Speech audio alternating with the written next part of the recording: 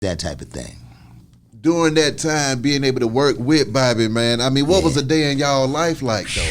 Yo, man, let me tell you something. Working with Bobby was amazing because it was like we'd be, it's like learning on the go. Yeah. You understand? It's like it was constant. The lessons came as you moved with it. Yeah. And I was used to that anyway from running with my brothers. My brother was older, and I just tried to keep up. Yeah. But the school was on the streets. My brothers took me all through the streets, and I saw the fast track, and they just like, all right, nigga, now watch this. Watch this, and watch y'all handle this, or whatever. So it was kind of similar because me and Bobby would dialogue. He'd tell me a little bit about the music industry. Yeah, man, the music industry is crazy, son. Boom, boom, boom, boom, boom. And he might drop a jewel. Yeah. And I'd be like, damn, I never knew that. And then the next thing you know, I'd see that jewel manifest. Because then we go on the road. Like if he might say, listen, man, you know, boom, boom, boom, if you ever get a chance to find you a real girl. You know, Bob was a couple of years younger than me. Yeah. But he was dropping, in the music industry, he's my senior. Yeah. So he was dropping jewels and I was taking them in. Yeah. So Bobby would be like, yo, you're gonna see a lot. He said, it's gonna be a lot, baby. But if you ain't got a main lady now, you know what I'm saying? You might want to wait till after you come off the motherfucking road. But if you got one now, hold on to her, because they valuable. Yeah. Now let's go, nigga. And boy, I went on the road with him, man. Jesus Christ.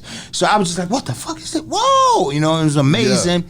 And, you know, for me, you got to understand, coming up from humble beginnings, you know what I'm saying? Like, I try in life not to take, you know, we all human. We're going to do what we're going to do, you know what I'm saying? I'm going to take chances. But younger, I used to always just try to be mindful of power and how to wield it and self-control. There's things that's out of our control, but one of the most things we need to try to control is ourself. That's right. You know what I'm saying? A motherfucker could tell you, ba, ba, ba, ba, ba, too much money, nigga, go crazy. Listen, first of all, nobody in here can control the manufacturing of money. Yeah. You can't control the manufacturing of a dollar bill. You can't control the manufacturing of a drug. Yeah. You know what I'm saying? But you can control your motherfucking self. So I tell a nigga say, yo, I can control my weed, I can control my drink, I can control my blow, I can control.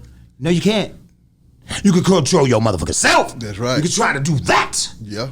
But that, you have no control over that substance. You have no control of that money. That shit is coming and going and moving as we speak and when we sleep. Yeah. You understand? So don't get it fucked up. So it was that type of thing. So I learned a lot, man, and it was beautiful. And I used to watch Bobby do things like he'd perform. He's the first one you would always hear, the show must go on. Yeah. But I learned that from him. I would watch this dude face insurmountable odds, nigga, and get up on the stage and you would never know he went through anything. I remember when his grandmother passed, this nigga had a concert B. That nigga was in the hotel, broke down. He was like, yo, you wanna cancel it, Bob? He's like, nah, I can't cancel it. He said, this is what she want me to do, nigga. Yeah. Like, what part of the game is that? I'll be all right in a minute. Yeah. And that nigga got on every little step back and started tearing that shit up, nigga. I used to be seeing him I'd be on the side of the stage like, look at my nigga, man.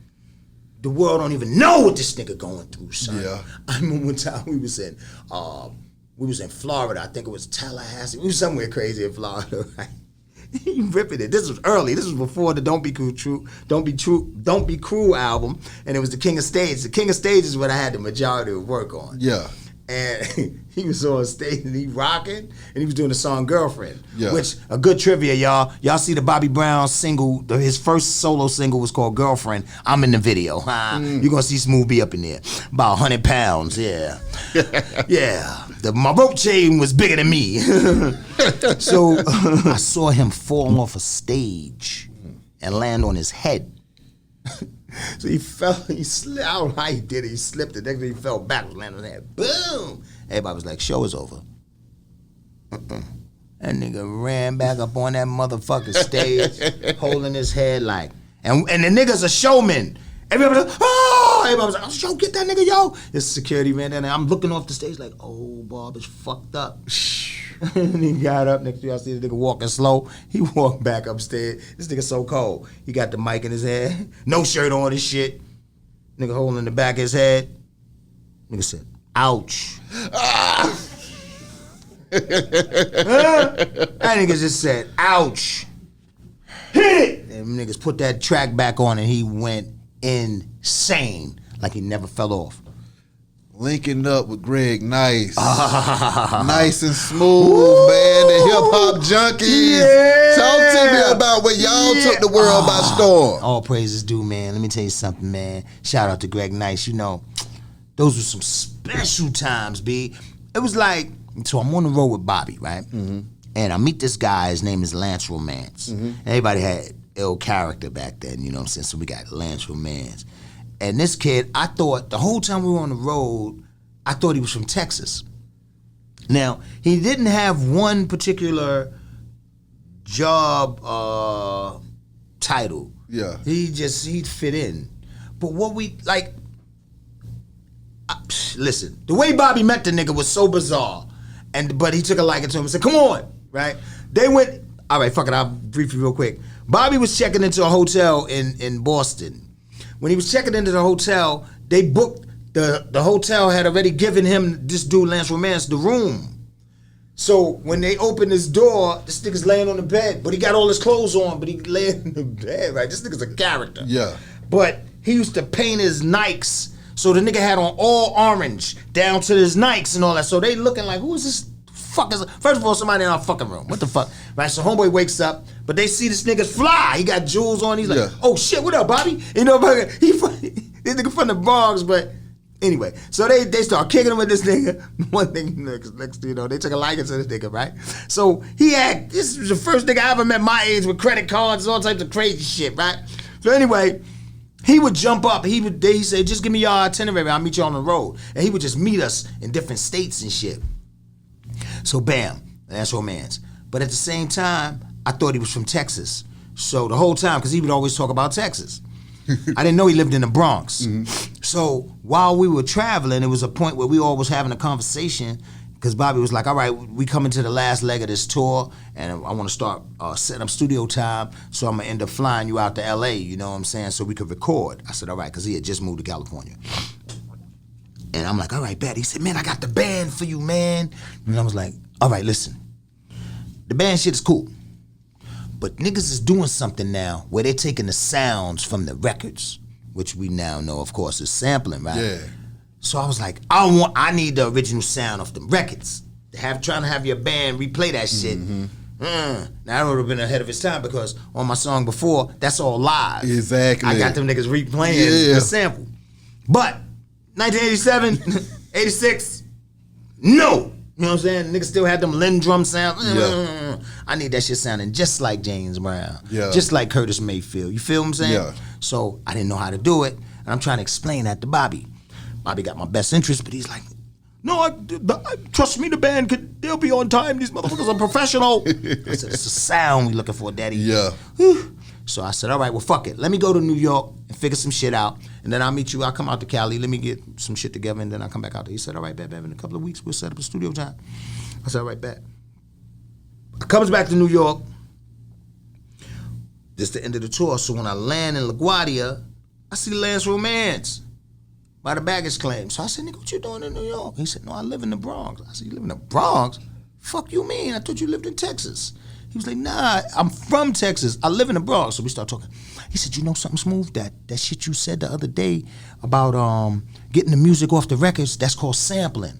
So I'm looking at this nigga like, okay. He said, I know somebody who could do it. A young boy, man. That nigga could do it. His name is Greg Nice. Yeah, he said, he make beats. I'm telling you. So all right, so at that time, he's the one that introduced me to Greg. Yeah.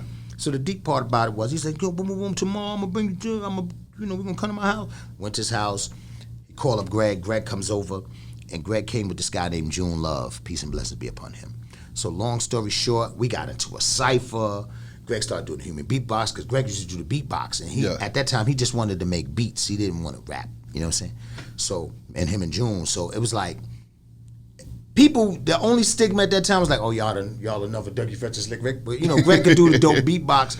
But June Love was in the Kango crew. It was him, Dana. He was down with Rick. Yeah. So people just, but you know how people are, oh, y'all the new Dougie Fresh and Slick Rick. You know what I'm saying? That type of shit. So anyway, but the nigga June was dope. Yeah. So long story short, we got into a cipher. Oh, we started spitting. So it's like, I'm spitting how I spit, then June, and that whole we rock for a fee, that was June Love style. Yeah. So long story short, we clicked. And one of the last things I said to them, because I had not another week before I was going back on the road, I said, yo, listen, man, I'm going out to LA and I'm going to start on my album with Bobby. And then I said, but one day we got to do a record together. That's because y'all niggas is dope. I said, all right, bet. A few months later, on Valentine's Day, June Love gets murdered. Damn. So his name is June Love. He gets killed on Valentine's Day, shot in the heart. Damn. Nigga. That part. Can't make this up. Yeah. Yeah, that part. And so I'm on the road when all of this happens. I come back to New York. I find out. I go see Greg. What the fuck? We kicking it. Boom, boom, boom, boom, boom. They was already supposed to be trying to get a record deal with Select Records, like a single deal.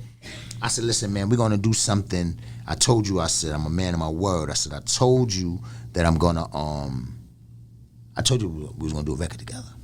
I said, so you know June's rhymes, right? He's like, yeah. And he said, but I don't want to rhyme, man. I don't want to. He was bugging. I said, listen, man, if you don't say, what was the last song you worked on? He said a song called Skill Trade. I said, dude, if you don't say his rhymes on that record, the world will never know him.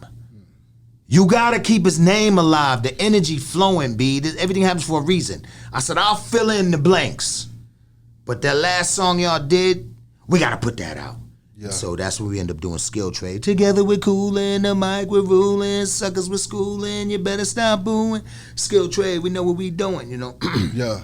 And so we did that joint, and then and you know how they say the rest is history, because once we did that single, we pressed it up, we went to store, we did that whole 9 thing, and then things just started clicking, bloop, bloop, bloop, and then next thing you know, people was like, yo, nice smooth, that motherfucker is dope. And it was funny because initially and originally, Greg was like, listen, man, you the one that's gonna be doing all the writing and all, I'm gonna make the beats, why don't you we should be called Smooth and Nice, man, because you gonna be the rapper. I said, no, nigga, you gonna rap with me. I said, and Nice and Smooth has a ring to it, nigga, so you're gonna be we're gonna be called Nice and Smooth, I don't give a fuck. Nigga, it gotta sound right. We say slick. Smooth and Nice, We say Nice and Smooth, got a ring, nigga. Yeah. Now come on. And the rest is history.